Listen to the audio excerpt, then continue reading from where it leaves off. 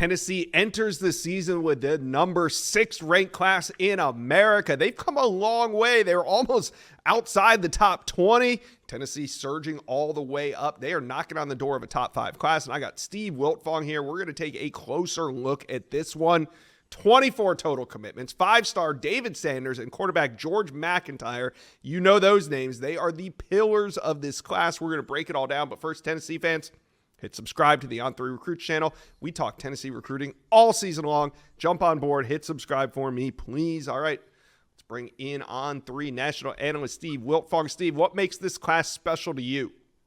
Well, you already touched on the franchise quarterback, the franchise left tackle, but they have playmakers coming in this class. Travis Smith and Raydarius Jackson. Raydarius Jackson's one of my favorite players in the country, a dynamic 3-way player out of Memphis who's going to be an instant impact player for Tennessee. But Travis Smith already averaging over 20 yards per catch himself as a senior. Those are 2 electric wideouts. And then nobody's recruiting the tight end position better in the country this cycle than Tennessee, Josh.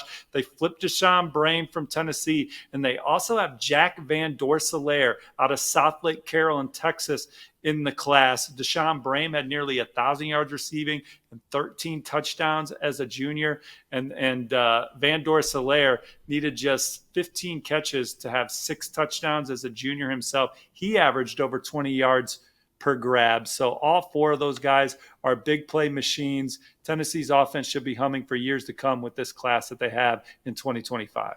Yeah, and in 2024, I mean, it was an excellent class. Josh Heupel's really put together an excellent class every year that he's been in Knoxville. But last year, Tennessee fans, it was bittersweet because they were runner-up for Jordan Seaton, and everything leading up to it, Tennessee fans felt great, as did they with David Sanders.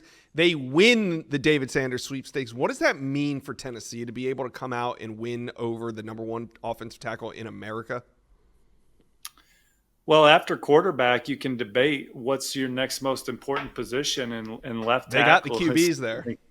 Yeah, nobody's recruited quarterback from the high school ranks better than Tennessee over a 4-cycle span when you're talking about Nico, Jake Merklinger, George McIntyre, and then they have the number 1 quarterback in the country committed in 2026 in Faison Brandon. So they need guys to protect them. David Sanders is as coveted as they come, a 2-way standout, the reigning North Carolina Gatorade Player of the Year, a 3-time state champ. He's someone at 6'6", 275 pounds. He's put on 20 pounds since his junior year. Expect him to put on another 20 pounds before he gets to Tennessee to be physically ready to go on day 1. But he's athletic. He can bend. He can move. He's got length. He's smart. He's got all the traits coveted at the position. And to beat Ohio State, to beat Georgia, to win a recruitment like they did Nebraska, one of the finalists, but Alabama,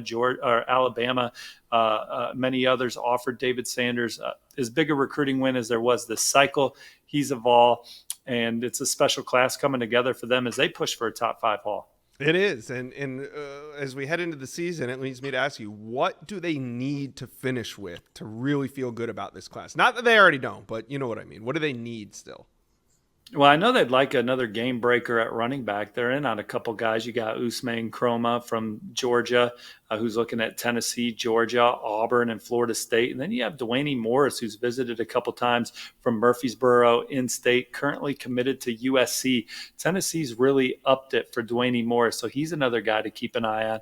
I think Tennessee would like to add another linebacker when all said and done in this cycle as well.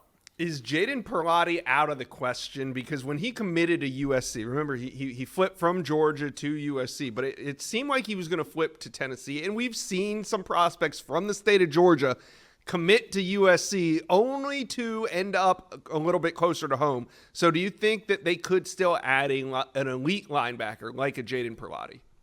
Well, I haven't heard anything's imminent with Jaden Perlotti in any program, but he was committed to Georgia for a long time and nearly flipped to Florida State, nearly flipped to Auburn, and then nearly flipped to Tennessee before landing with USC. So he's had a lot of schools warm in this process, but haven't heard anything since he's committed to the Trojans that he's looking around. All right, well, maybe 3 times a charm for Tennessee. We'll see. But Tennessee fans, talk to me and Steve. How do you guys feel about this class? We know you feel good, but who would you still like to add?